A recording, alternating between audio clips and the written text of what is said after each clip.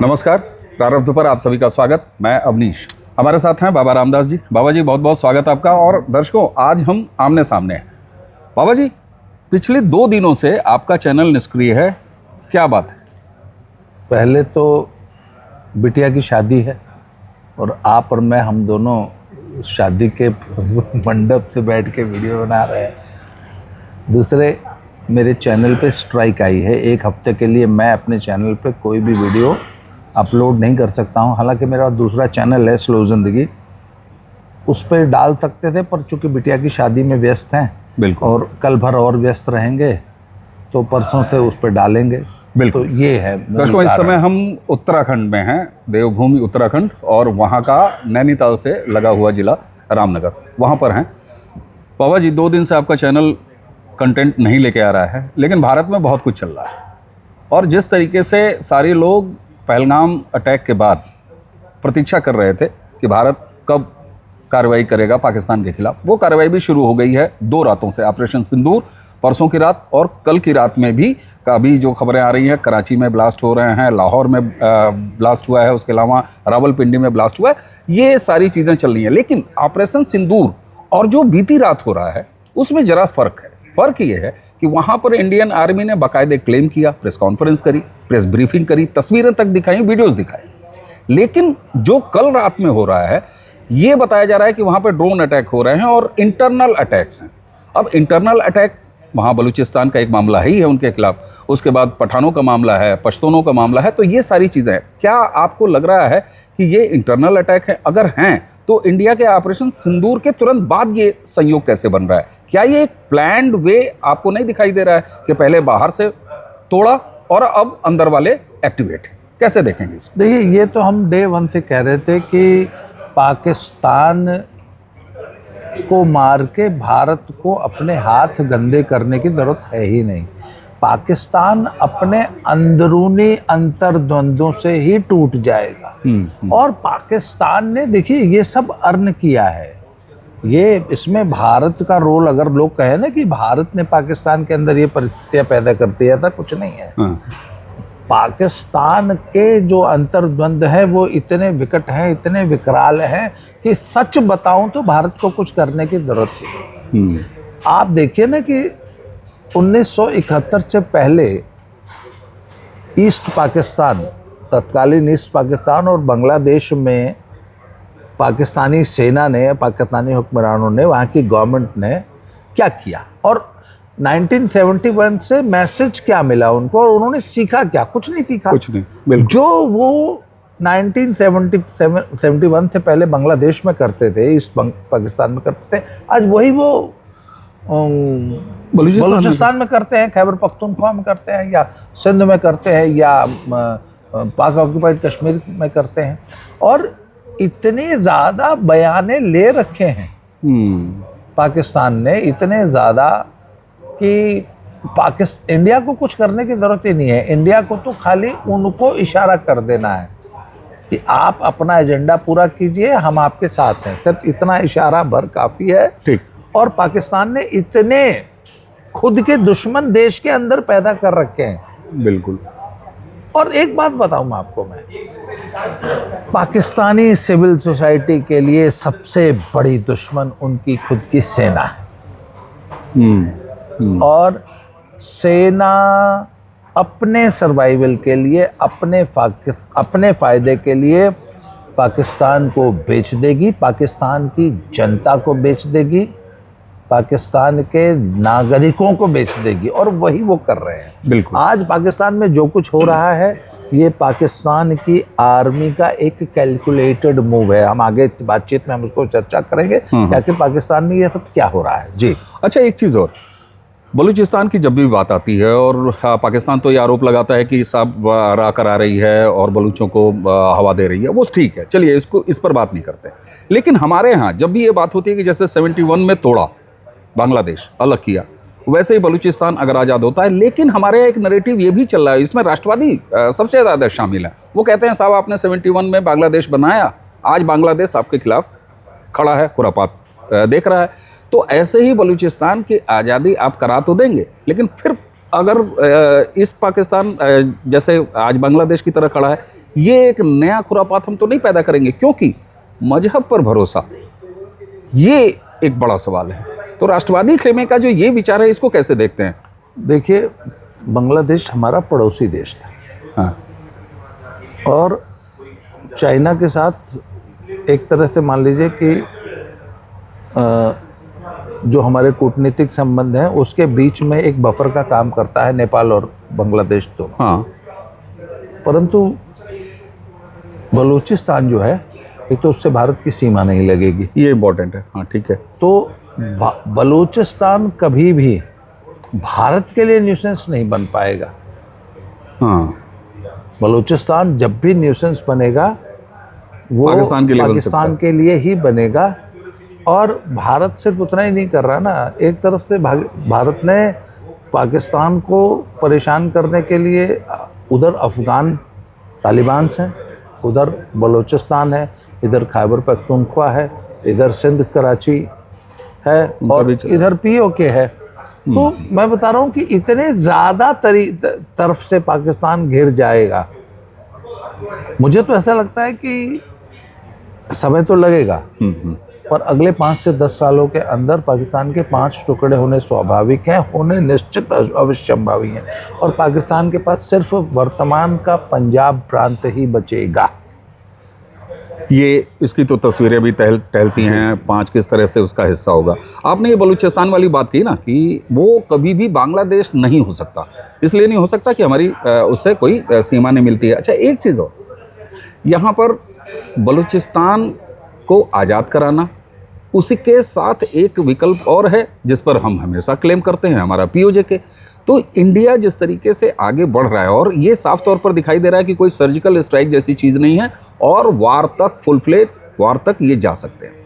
ऐसे में बलूचिस्तान को पहले सॉल्व करना हमारे लिए ठीक रहे, या आपके हिसाब से पहले हमको अपना पीओजे उठा के ले लेना चाहिए? नहीं, मुझे तो लगता है कि सिर्फ बलूचिस्तान तक ये सीमित नहीं रहेगा, या सिर्फ पीओजे के तक सीमित नहीं रहेगा। ये सारा कुछ पैरेलल चलेगा, जिसमें सिंध और कराची एक अलग रोल प्ले करेगा, बलूचिस्तान अलग होगा, टीटीपी और वो अफगानिस्तान का अलग रोल होगा। सबसे इम्पोर्टेंट जो हमारे लिए ज़्यादा इम्पोर्टेंट है वो है पीओके।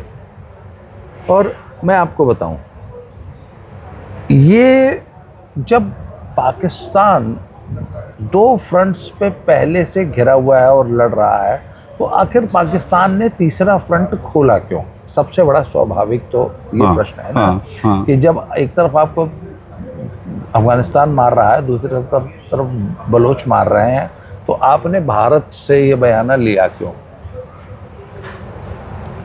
देखिए, पाकिस्तान आर्मी के सर्वाइवल की बात आ गई थी। अगर देखिए, बलोच पीटेंगे, हाँ, अफगान पीटेंगे, तो पाकिस्तान की जनता पाकिस्तान आर्मी को गरियाएगी और बलोचों के साथ और अफगान के साथ खड़ी हो जाएगी। परंतु जब भारत पीटेगा तो पाकिस्तान की जनता अपनी पाकिस्तान आर्मी के साथ खड़ी हो जाएगी। इसलिए पब्लिक सपोर्ट जो कि बहुत तेजी से लूज कर रही थी पाकिस्तान आर्मी, उस पब्लिक सपोर्ट को वापस हासिल करने के लिए इंडिया से लड़ना ज़रूरी था।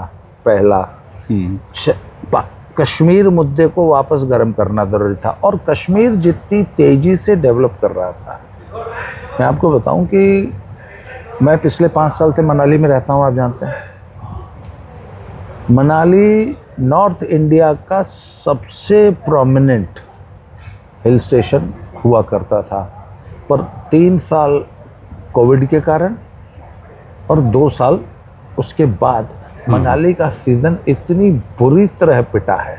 मैं आपको एक बड़ा पुराना इंसिडेंट बताता हूँ। आज से करीब 18 साल पहले मैं और मेरी पत्नी जुलाई के महीने में, जब घनघोर बारिश हो रही थी, आमतौर पे मनाली का सीज़न जो है ना जून में ख़त्म हो जाता है, जुलाई में पहली बारिश पड़ी, सीज़न ख़त्म। हाँ। हम जुलाई के लास्ट में गए थे और कुल्लू से हमने कमरा ढूंढना शुरू किया था, मनाली तक कमरा नहीं मिला था। कब? 18 साल पहले, ऑफ सीजन में, वो भी ऑफ सीजन में।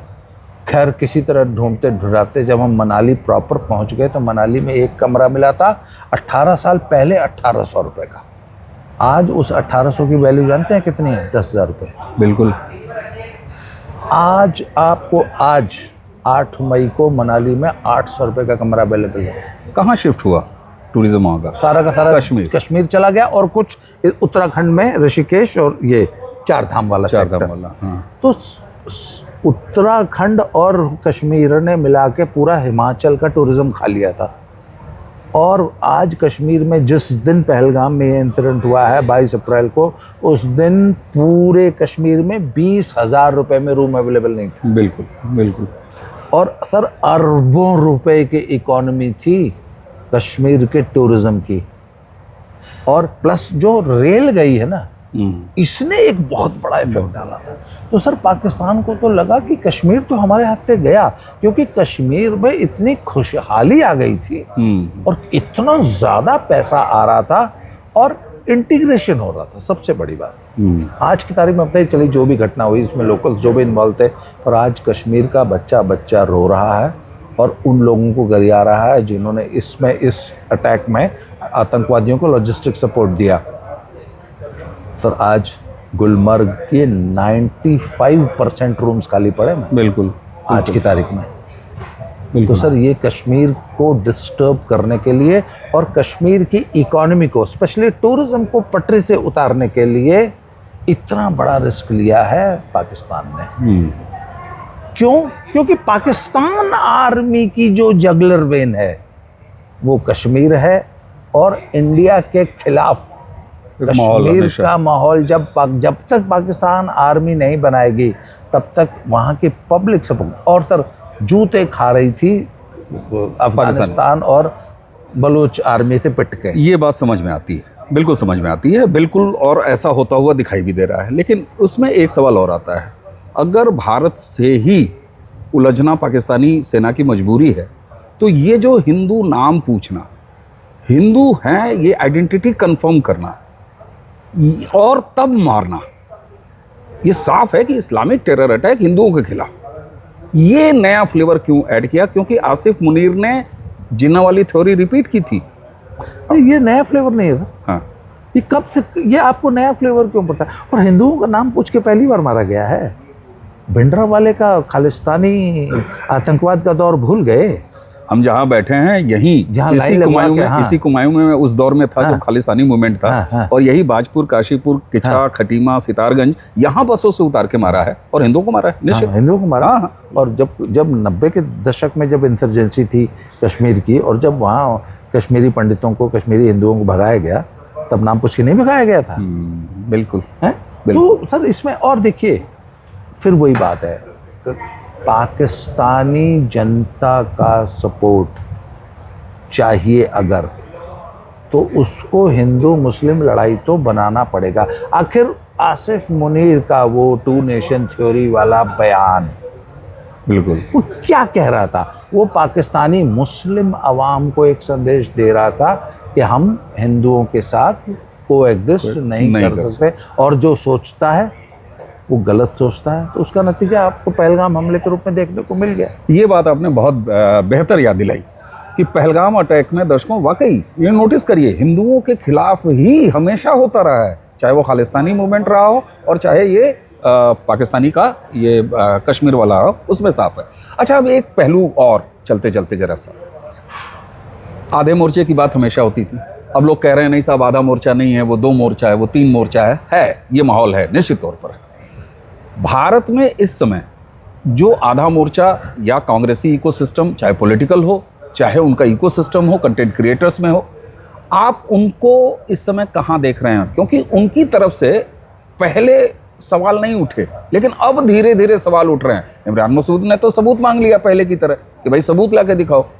तो आधे मोर्चे की एक्टिविटी, और जो ये कहा जाता था कि एक उन्मादी कौम यहाँ जो एग्जिस्ट करती है, अब चूंकि सीधे सीधे हम बढ़ रहे हैं युद्ध की तरफ, ये साफ दिखाई दे रहा है। मॉक ड्रिल में कल नोटिस किया गया बहुत सारे ऐसी जगहों से, दर्शकों आप भी बताइएगा कि ऐसा आपने नोटिस किया कि नहीं, जहां ब्लैकआउट करना था वहां जानबूझ के डेलिबरेटली ब्लैकआउट नहीं किया गया, अपने घरों की लाइटें नहीं जलाई गई, नहीं बुझाई गई। ये जो एक अंदर का माहौल है, क्योंकि देखिए मिलिट्री हमारी पर्याप्त है, वो सारा काम सीमा पर कर लेगी। अंदर वाले माहौल के बारे में आप क्या कहेंगे, इसको किस तरफ बढ़ते हुए देख रहे हैं या औकात में रहेंगे? फॉल्स फ्लैग ऑपरेशन था पहलगाम। इस बात को जब कांग्रेसी इकोसिस्टम ने बोला तो वो पाकिस्तान में हीरो बन गई आपकी वो नेहा सिंह राठौर, बिल्कुल, या अजय राय, देखिए अजय राय, या आपके सभी ये कांग्रेसी नेता। तो सर बात यह है कि रवीश कुमार सर जोड़ दूं, सिंदूर पर बहस कर रहा है। सिंदूर आज की तारीख में आप जो जब ऑपरेशन सिंदूर नाम रख लेने थे, अच्छा आप ये बताइए ना कि सिंदूर मिटाया गया और जब ये बोला गया कि मर्दों को मार दिया, औरतों को बोला कि मोदी से कह देना, तो सर ये मोदी को पर्सनल चैलेंज था। बिल्कुल। और हिंदुओं को ये एक चैलेंज दिया गया था। तो अगर सरकार ने ऑपरेशन सिंदूर इसका नाम रख दिया तो इससे कांग्रेसियों को इतनी मिर्च क्यों लग रही है? सिंदूर से प्रेस ब्रीफिंग भी हमारी 2 महिला ऑफिसर से कराया। हाँ? तो सर ये तो देखिए, ये एक बहुत बड़ा सिंबॉलिक संदेश दिया है मोदी ने। और सेना को देखिए, मोदी ने पहले ही कह दिया था कि अकल्पनीय होगा। बिल्कुल। और मैं आपको बताऊं, कुछ लोगों को बहुत गलतफहमी थी कि बालाकोट या उड़ी की तरह एक सर्जिकल स्ट्राइक करके मोदी बैठ जाएंगे। अब मोदी बैठने नहीं जा रहे हैं, नंबर 1। नंबर 2, ये जो भी लोग कांग्रेसी इकोसिस्टम के जो भी लोग कहते थे ना कि हमको प्रूफ चाहिए, इमरान मसूद ने बोल दिया कि मरने वालों के बाकायदा नाम बताओ। एक वो जो है वो एक और उनका जो मुस्लिम प्रवक्ता है, क्या नाम है उसका, रशीद मसूद ऐसे कुछ नाम, वो एमआईएम वाला, नहीं, जो कांग्रेस का है, वो बड़ा सॉफ्ट स्पोकन पोलाइट था। उसने बोला कि क्या सारे आतंकवादी मर गए? मैंने कहा भैया सारे आतंकवादी तो, अगर सारे आतंकवादी मार रहे हैं तो 2 बिलियन है इस धरती पे। आसमानी किताब के तुम्हारी पार्टी में, हाँ, उधर भी आसमानी किताब के मानने वाले 2 बिलियन लोगों में कब कौन नया आतंकी पैदा हो जाएगा, कब कौन अचानक जो है पेट पे बंद बांध के घूमने लगेगा। इसलिए हम ये आशा करें कि एक मिलिट्री स्ट्राइक से देश के सारे, दुनिया के सारे आतंकवादी खत्म हो जाएंगे। तो ये तो सोचना भी जो है मूर्खता है। परंतु कांग्रेसी, मैं देख रहा हूँ कि ऑपरेशन सिंदूर से ज़्यादा तकलीफ पाकिस्तानियों को तो जो होगी सो होगी, कांग्रेसी इकोसिस्टम को ज़्यादा तकलीफ है। एकदम सही है। और बाबा जी, ये तकलीफ इस वजह से है कि जिस तरीके से भारत में भारतीय संस्कृति, बहुसंख्यक संस्कृति, सनातन संस्कृति, हिंदू संस्कृति, इसको इतना मेहनत करके इस इकोसिस्टम ने जो एक दबाने का प्रयास किया था, उसकी पुनर्स्थापना, सिंदूर को भी हिंदुत्व का प्रतीक बता दिया गया। हाँ, बिल्कुल। तो मैं वही कह रहा हूँ कि जो ये चीज़ दबाने में सफल हुए थे पूरा इकोसिस्टम, उसको रिस्टोरेशन उसका हो रहा है। तो एक तरह से ये आप कह सकते हैं कि ये कल्चरल वॉरफेयर भी है। जी, मोदी सेना तो लड़ी रही है, एजेंसी तो लड़ी रही है, लेकिन भारत एक देश के रूप में, और तभी मैं कहता हूँ कि भारत बाय डिफॉल्ट हिंदू राष्ट्र है, इसको किसी हिंदू राष्ट्र बनाने डिक्लेयर करने की जरूरत नहीं है। ये है, हाँ बिल्कुल सही बात है। और ऑपरेशन सिंदूर जो है वो, मैं आपको बता रहा हूँ कि दुनिया की ज्योग्राफी में बहुत जल्दी नए नक्शे क्रिएट करेगी। दर्शकों, उम्मीदें जितनी हमें थीं, उस उम्मीद से हमें ज़्यादा हासिल हो रहा है। हालांकि जो हमने खोया है वो भरपाई उसकी नहीं हो सकती, लेकिन जो हुआ उसके बाद अब जो हो रहा है ये कहाँ तक जाएगा, निश्चित ये दिखाई दे रहा है कि ये कोई सर्जिकल स्ट्राइक तक नहीं रहेगा। ये एक दिन एक रात की बात नहीं थी, अब इसका कोई परमानेंट सोल्यूशन हम बहुत जल्दी देखेंगे। बाबा जी जैसे कह रहे हैं कि दुनिया का नक्शा भी बदलेगा। मेरा चैनल अभी अगले 5 दिन तक कोई कंटेंट में अपलोड नहीं कर पाऊंगा, शादी से तो मान लीजिए कल मैं फ्री हो जाऊंगा। बिल्कुल। तो अगले 5-7 दिनों तक स्लो ज़िंदगी फॉलो कीजिएगा। स्लो ज़िंदगी पे कुछ कंटेंट डालने की हम कोशिश डिस्क्रिप्शन करेंगे। में उस चैनल का लिंक भी डाल देंगे। तो दर्शकों, जब तक बाबा जी का चैनल खुद अपलोड नहीं कर रहा, वो टेक्निकल इशू है जैसा आपको बाबा जी ने बताया, तब तक आप डिस्क्रिप्शन से स्लो ज़िंदगी को भी फॉलो करिए। बाबा जी, आपने हमें समय दिया, बहुत बहुत जय श्री धन्यवाद आपका। परिवार को आपके इस विवाह समारोह की बहुत बहुत बधाई। और धन्यवाद। बेटी जय की श्री शादी, आप भतीजी की शादी कर रहे हैं, इससे कन्यादान का अवसर है। तो बाबा जी को और बाबा जी के पूरे परिवार को आपको बधाई के साथ आज का ये वीडियो अब यहीं समाप्त करेंगे। हमें और बाबा जी दोनों को आज्ञा दीजिए। नमस्कार। जय श्री